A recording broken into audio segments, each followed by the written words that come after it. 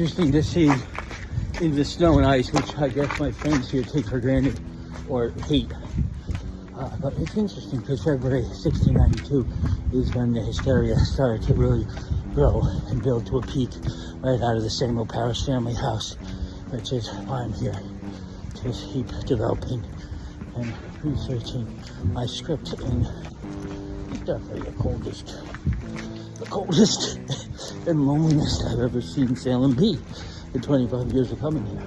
But again, this is the time it all began. So I'm right here at Walgreens on the corner of Pope Street in Salem, and while people get their pharmacies filled here, their mouthwash, deodorant, right here without any sign or marker is the hill in which close to 14 people were hanged in 1692. So I spoke too soon. Here it is.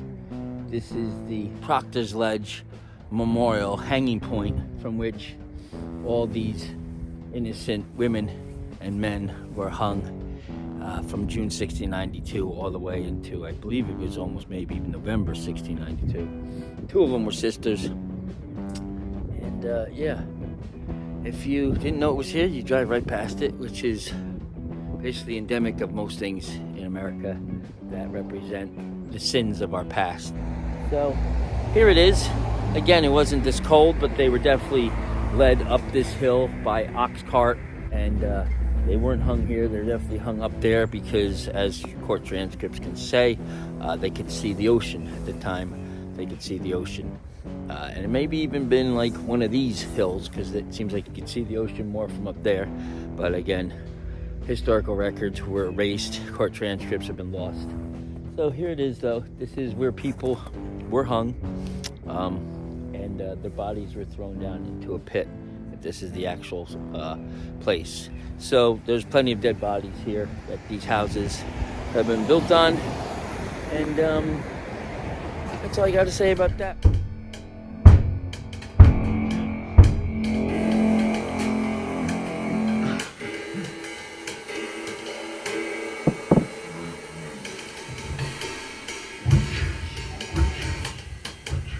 Oh, hello there. So, we're here right now at Nathaniel Ingersoll's Tavern, or Ordinary, run by Nathaniel Ingersoll and his brother during the hysteria of 1692. It was at this tavern that everyone from John Proctor, Daniel Day-Lewis in The Crucible, to Mary Warren, Mary Walcott, the accused Bridget Bishop, a very infamously known townswoman of Salem Village and Salem Town, all of them passed through here at some point, along with Reverend Samuel Parris and Reverend Deodat Lawson, who would stop through here to hear a lot of the gossip and rumors that would lead to the accusations against these innocent women that were tried, convicted, and hung during 1692.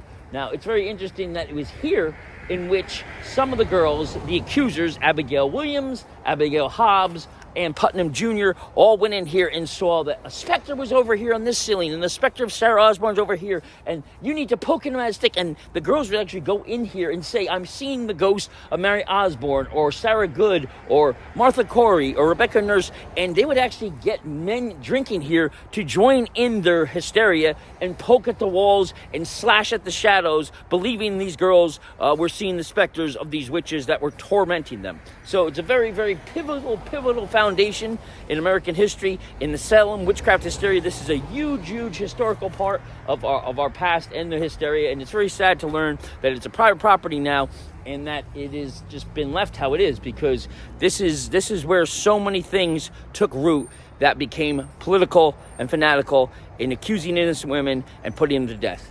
Right here, ignored mostly by all these passerbys on the corner of Center Street in Hobart in what is now Danvers.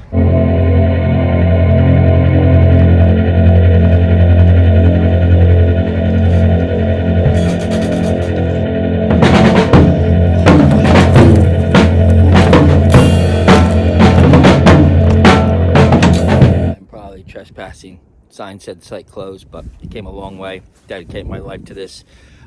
So this is Rebecca Nurse's homestead. Rebecca Nurse was a 71-year-old oldest of the Town sisters who was accused come March 1692, and then eventually, sadly, being one of the first put to death in June of 1692. She had many children. She was a midwife, And again, when she was accused, it was a shock to her, as she had done nothing wrong other than maybe not pay a visit to the afflicted parish children who were starting to accuse and condemn many innocent women that winter of 1692. So this was Rebecca Nurse's home, where she lived with Francis Nurse, her husband, who after she was hung snuck into the crevice or the pit along Proctor's Ledge to steal back her body so that she could be buried with him, as any witch that was hung or put to death was not allowed a Christian burial. It's interesting to see where this is, especially for research and screenwriting and filmmaking, to know, here's Rebecca Francis Nurse's homestead. There in the distance is somewhat of a grave. I don't know what's going on over there. There's my car that acted up really weird once I got here. And if we go down the road, we can see that is where Nathaniel Ingersoll had his tavern. So again, Francis Nurse was husband and Rebecca Nurse were many people that would go through that tavern, and you can see how close that is to this homestead that I shouldn't be on really right now. So I have to get out of here before the Danvers Police or Historical Society puts me in binders and throws me into jail. But again, we could see it's a very big homestead farm that, again, was one of the many issues that I'm sure, I know for certain actually, the accusers were after. A lot of it was about land rights and stealing property from the condemned and accused. And as you can see, this is a gigantic property.